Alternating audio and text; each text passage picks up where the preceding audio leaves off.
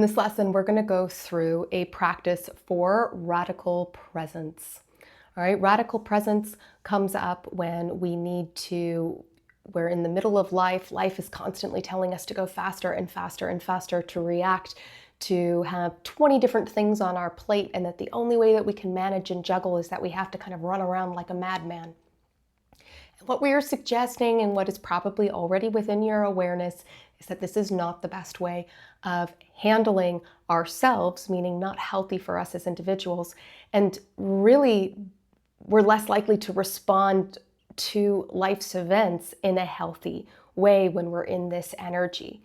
And so radical presence allows us, encourages us, helps us to practice in our own, rehearsal space, in our own meditative space. It's an exercise that we can practice, that we then bring into our life, that will help us to show up in a more coherent way and in a more effective way in all different situations that require our engagement and accurate response.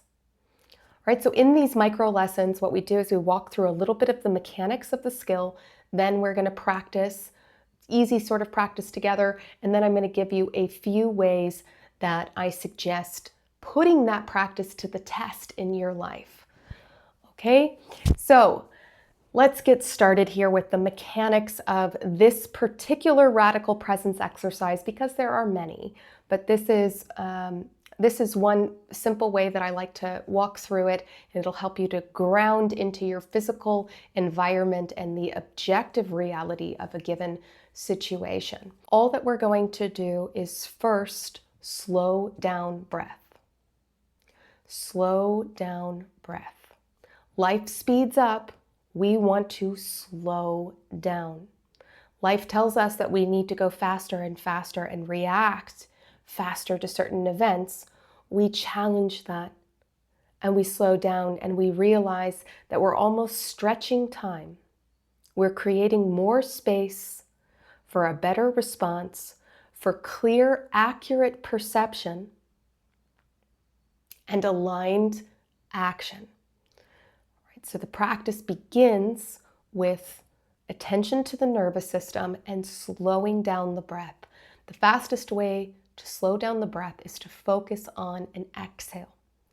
And ideally, when you want to create a sound, okay, or a certain kind of exhale or vocalization that's going to allow you to elongate that exhale. Some examples of that sort of exhale sound would be a shh or a s.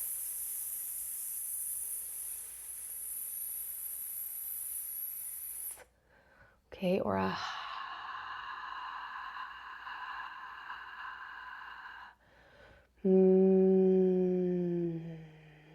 light hum.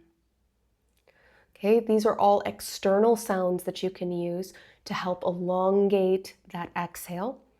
I also did a video on the Ujjayi breath, which is through the nostrils. So if you are in public when you're practicing this, I suggest using the Ujjayi breath. That is a little bit less obvious while you're working. All right, you can check out that video. I'm not going to go through it here. All right, so we want to use sound and a constriction in the front of the sound or in the throat that allows us to get breath control. And we're going to go into a long exhale. Now, depending on the situation, it might take us a little bit longer before we can bring the attention to elongating the inhale. Or maybe if you are regularly practicing, this is something that you can do pretty quickly. This is going to immediately start to slow your body's response, your nervous system response down, so that we can go into presence. So first, we're present with the body through conscious elongated breathing. And after you do that breath, gently close the eyes or soften the gaze, or simply, even with eyes open, bring the awareness to the physical senses. Okay, what do we see? What do we hear? What do we feel, as in touch, texture, right? What do we smell? What do we taste? and what is objectively available within your physical space and physical objective reality. We're trying to, with our breath, we do not want to get into the subjective experience, the emotional experience, or the evaluation of any of these things. We just want to be in observation mode. Observation mode and in the experience of the physical senses. All right, so look for all the different layers of what you're hearing. Be in your present physical space and look at all of the different layers of what you are seeing, what is available to you, who is there, what's in the tree, where's the ground, right? These are all important to become aware of. With our physical senses, or our sense of touch can be very important. Rub your hands together, feel your body, feel the surface of the ground. If you are able to, go step in the grass or in the dirt, put your body, literally get into and touch the ground, all right? In your everyday practice of radical presence, that's a wonderful thing to do. And as we're just expanding our senses, okay? Even if it's not available to you in a more hyper-tense moment. But we want to really feel, understand what you're smelling, right? What is happening all around you. And what we're doing is just being in this child sense of awe, right? Just in the experience, in this radical presence of an objective experience of reality. I'm here, I am in the now. And what this does is it allows the energy to come back to you, because life, in all of its movement and speed, sends it all out, right? Scatters our focus, scatters our attention. And when we ground in this way, and we do this through a radical presence exercise, this one or another one, we are allowing ourselves to come back into where we are, which is our body and a physically present moment.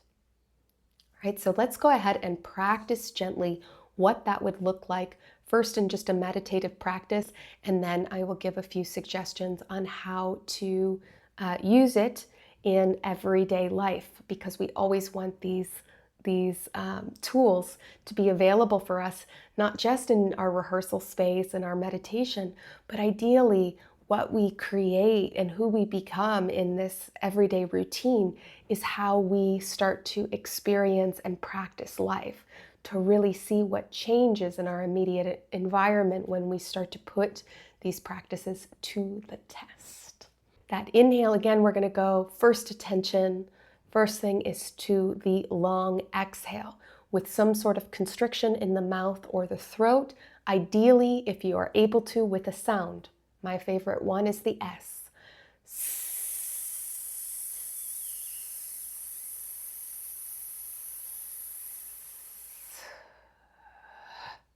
Push all of the breath out.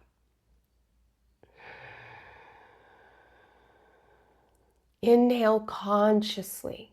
Try to go slow, but in the beginning, it's okay if it's fast.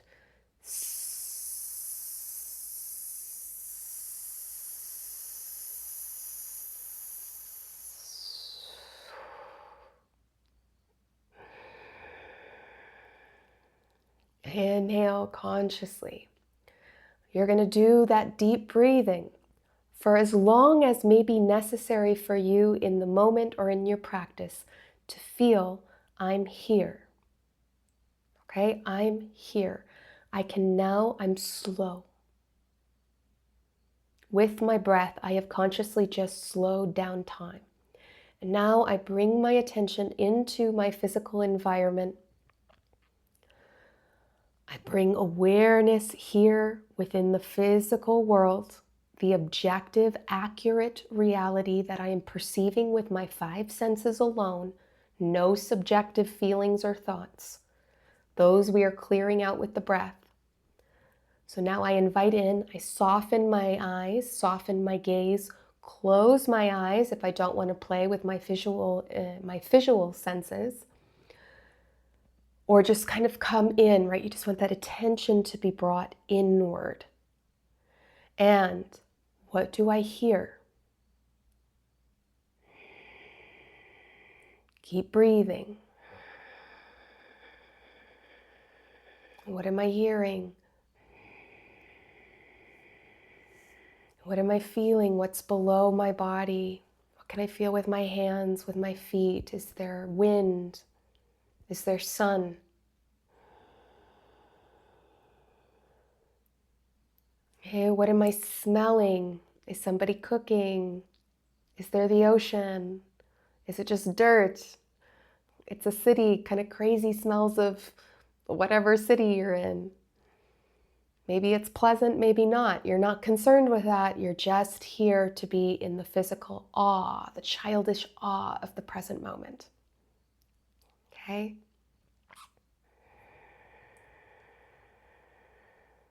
And if taste is relevant and that's a part of your process or a sense that's turning on, definitely give that some attention.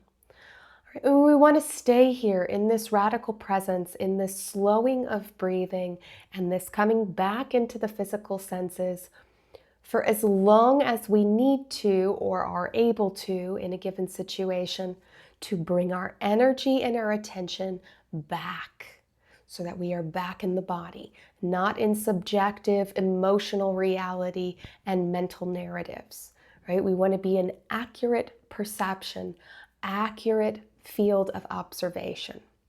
Now, when do we put these activities to practice?